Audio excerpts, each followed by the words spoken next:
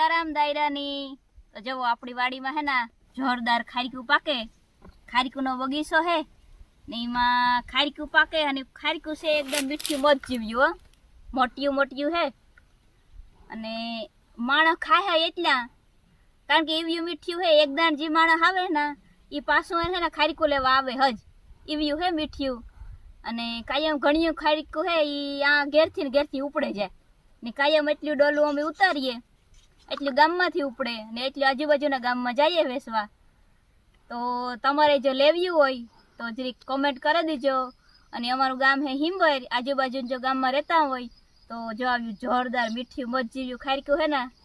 એ પણ ખાવા આવી જાઓ જવેલી મોટી મોટી આવ્યું બજારમાં તમને ઘાક જ જોવા જડે બાકી ન આવ્યું મીઠું તમને જડે જો તમારા ભાગમાં હોય ને તો જ આવ્યું તમને એને ખાવા જડે આ ખાવા એકદમ મધ જ છે હો।